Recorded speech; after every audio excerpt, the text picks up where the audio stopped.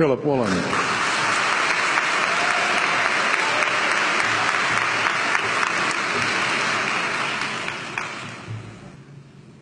King Lear, late at night on the cliffs, asks the blind Earl of Gloucester, "How do you see the world?" And the blind man Gloucester replies, "I see it feelingly. And shouldn't we all? Animals must be off the menu because tonight they are screaming in terror in the slaughterhouses, in crates and in cages, vile, ignoble gulags of despair." You see, I heard the screams of my dying father as his body was ravaged by the cancer that killed him. And I realized I'd heard those screams before. In the slaughterhouse, their eyes stabbed out and their tendons slashed, on the cattle ships to the Middle East, and the dying mother wail as a harpoon explodes in her brain as she calls out to her calf. Their cries were the cries of my father. And I discovered that when we suffer as equals. And in their capacity to suffer, a dog is a pig, is a bear, is a boy. Meat today is the new asbestos, more murderous than tobacco. CO2, methane and nitrous oxide from the livestock industry are killing our oceans with acidic, hypoxic dead zones.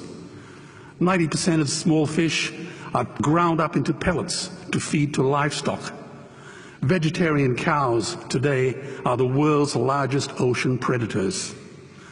The oceans are dying in our time. By 2048, all our fisheries will be dead, the lungs and the arteries of the earth.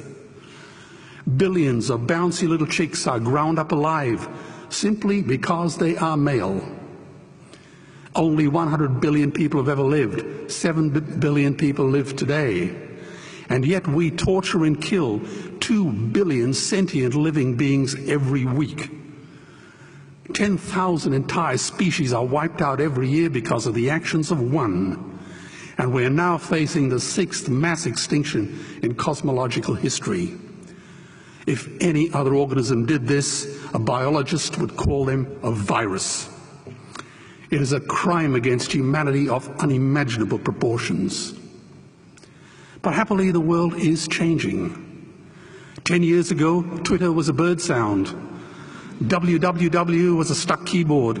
Cloud was in the sky. 4G was a parking space. Google was a baby's burp. Skype was a typo. And Al-Qaeda was my plumber. Victor Hugo said, "There is nothing more powerful than an idea whose time has come." Well, animal rights today is now the greatest social justice issue since the abolition of slavery. Do you know there are over 600 million vegetarians in this world? And that is bigger than the United States, England, France, Germany, Spain, Italy, Canada, Australia, New Zealand, all put together. If we were one nation, we would be bigger than the 27 nations of the European Union. Can you believe that? And despite this massive demographic footprint, we are still drowned out by the raucous hunt and shoot and killing cartels who believe that violence is the answer when it should not even be a question. Meat kills animals, kills us, and is killing our economies. Medicare has already bankrupted the United States. They will need $8 trillion invested in Treasury bills just to pay the interest, and they have precisely zero. They could shut down every school, Army, Navy, Air Force, Homeland Security, Marines, CIA, and FBI, and they still will not have the money to pay their doctor bills. And our Cornell and Harvard say that the optimum amount of meat in a healthy human diet is precisely zero. Water, as you know, is the new oil. Nations will soon be going to war for it. Underground aquifers that took millions of years to fill are now running dry. It takes 50,000 liters of precious drinking water to make 1 kilo of beef. Today, 1 billion people are hungry. 20 million people will die from malnutrition. Cutting meat by only 10% will feed 100 million people, and eliminating meat will end starvation forever. If everyone ate a Western diet, we would need 2 planet Earths to feed us. We've only got one, and she is dying. Greenhouse gas emissions from livestock is 50% greater than transport, as Peter said. Cars, trains, buses, ships, lorries, the whole lot. And as I travel around the world, I see poor countries who sell their grain to the West while their own children starve in their arms. And the West feeds it to livestock so we can eat a steak? Am I the only one who sees this as a crime? Believe me, every morsel of meat we eat is slapping the tear-stained face of a hungry child. When I look into her eyes, do I remain silent? The earth can produce enough food for everyone's need, but not enough for everyone's greed. We are facing the perfect storm. If any nation had developed weapons that could wreak such havoc on the planet, we would launch a preemptive military strike and bomb it back into the Bronze Age. But it's not a rogue state, it's an industry. The good news is we don't have to bomb it. We can just stop buying it. Sir George Bush was wrong. The axis of evil does not run through Iraq, Iran, or North Korea. It runs through our dining tables. Weapons of mass destruction are our knives and forks. Our proposition is the Swiss Army knife of the future.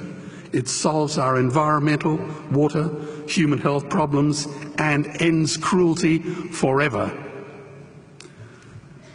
The Stone Age didn't end because we ran out of stones. This cruel, disgusting industry will end because we run out of excuses. Meat is like the 1 and 2 cent coins. It costs more to make than it's worth. And I come from the bush. Farmers are the ones with the most to gain. Farming won't end, it would boom. Only the product line will change. Farmers would make so much money they won't even bother counting it, and I'd be the first to applaud them. Governments would love us. New industries would emerge and flourish. Health insurance premiums would plummet. Hospital waiting lists would disappear. Hell, we'd be so healthy, we'd have to shoot someone just to start a cemetery. So tonight I have 2 challenges for the opposition. 2 challenges. Meat causes a wide range of cancers and heart disease. Would they name one disease caused by a vegetarian diet? And 2, I'm funding the Earthlings trilogy. If the opposition is so sure of their ground, I challenge them to send a copy of the Earthlings DVD to all their colleagues and all their customers. Go on, I dare you.